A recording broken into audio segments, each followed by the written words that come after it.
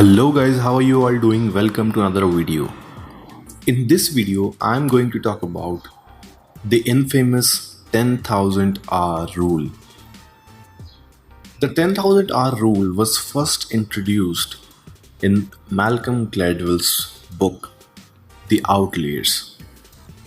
In this book, Gladwell talks about how the top achievers of certain fields like Bill Gates and many big performers, the reason behind their success is that they've put in 10,000 hours practicing the ability to perform that work. So today we're going to talk about this 10,000 hour rule. What are the factors involving 10,000 hour rule and what are the criticism that have been come in the recent times? So let's talk about it point by point. First of all, what is the 10,000 hour rule?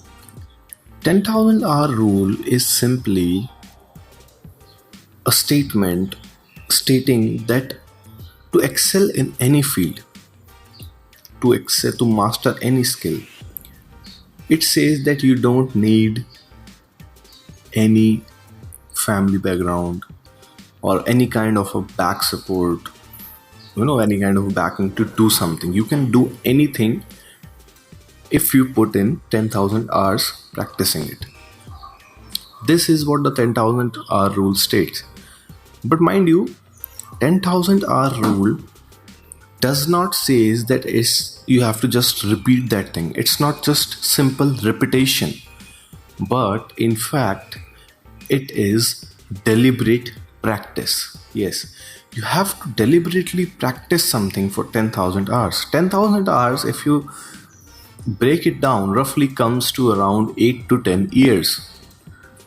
If you work on an average like for 10 to 12 hours a day practicing that skill, so it comes to 8 to 10 years. So spending 8 to 10 years, Gladwell states that Bill Gates had practiced the 10,000 hour rule when he was 13 years old, and he did it in computers. That's why he was so into the computers, and he made such a big company, and now he's the richest man in the world. But the 10,000 hour rule says something about deliberate practice. So deliberate practice includes 3 stages, which are cognitive, associative, and autonomous. First stage is cognitive. Cognitive stage comes from practicing something and then failing in it. You do something, you failed in it, and you repeat it again. This is the cognitive, the first stage. You're just practicing and failing, practicing and failing. Second stage is the associative stage, which in this state, the associative state, now you are coverting yourself with some criticism. Yes, this stage requires that you show your work or you get the guidance of an expert in that field, whatever you are practicing, and then you get some criticism from him, and then you practice it again and conquer the part where you're failing. So this is the second point, and thirdly, we come to the autonomous part, which is in that part you don't become master of that skill, but you are becoming competent. Yeah, you've become competent in that field, and you're confident enough to do that skill or master that skill or perform that skill confidently. But in the 10,000 hour rule, there are also many other factors like taking risks. Yes, taking risk is a very big factor of the 10,000 hour rule, as nothing in life can be achieved if you don't get out of your comfort zone, if you don't let yourself go, if you don't if you don't want to take risks, if you can't just go into something, not being calculative about the results, not being calculative about your permutations of your success or something like that, then only you can practice the 10,000 hour rule and become successful practicing it. Along with taking risks, one most important thing is to be persistent. Being persistent and deliberate is very important in 10,000 hour rule. It's not simply just doing something again and again. It's being persistent. If you are persistent enough to focus and to repeatedly and to repeatedly do something again and again without caring about the results, without caring about you failing, you're just doing something again and again with the passion, with for the passion of it, not for any monetary or other benefits. Then being persistent gets you an acquired skill. It makes you a skillful person. It makes you a master of that field.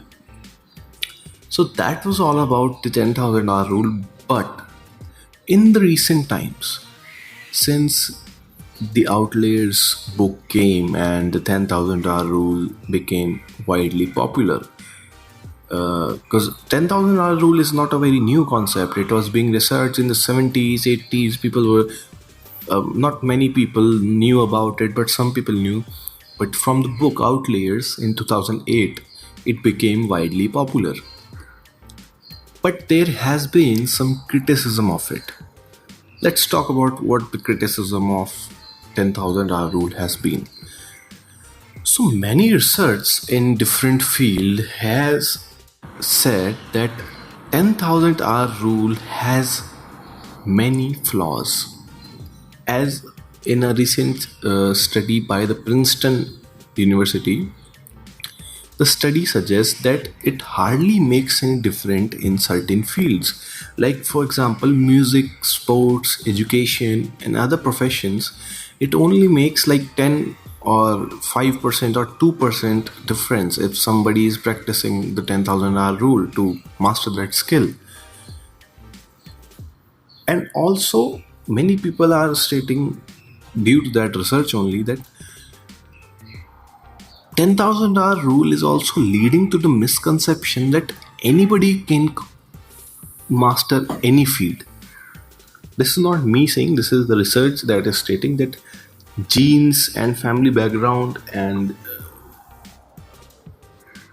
in genetics and your age, there are many factors that affect you being successful in a field. Along with that, K. Anders Ericsson, the person who researched and founded the 10,000 hour rule, in a recent podcast, this Swedish psychologist said that there has been some other development in the 10,000 hour rule. Ericsson says that it is not just practice. Practice is a certain part.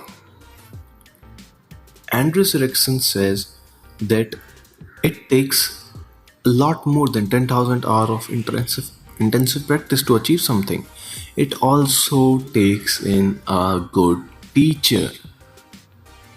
So this is the recent development that had came from a podcast that Anders Ericsson did, and in a podcast he states the importance of a proper guidance. He says that proper guidance is very important. It's not just putting in the hours to practice that stuff. If you're not getting a proper guidance, if you're not getting a proper teacher, then you will not succeed. So this is all the criticism that have been going around for the 10,000 hour rule. But my personal opinion, if you want, I say that 10,000 hour rule is not something that is out of this world concept or something that is very new.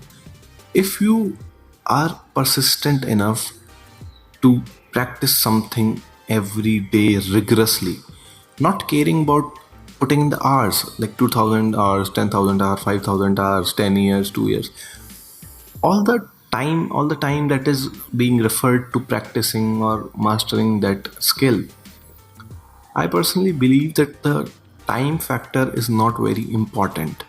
What is important is being persistent,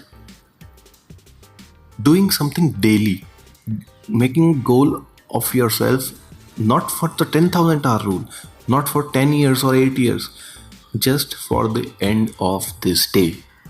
If you make a goal that by the end of this day, before sleeping, I have to complete this every day, then you can be successful in any field. And success doesn't mean any monetary benefit or you will be the richest person in the world. Success not necessarily means that. Success means that you will be shining like the sun in that field. You will be remembered in that field. If somebody talks about that field, the first name that will come to his or her mind will be of yours. So guys, that's it for this video. I hope you liked it. I hope you learned something new today. As always, in hope of a better tomorrow, I wish you good luck. Thank you for watching this video.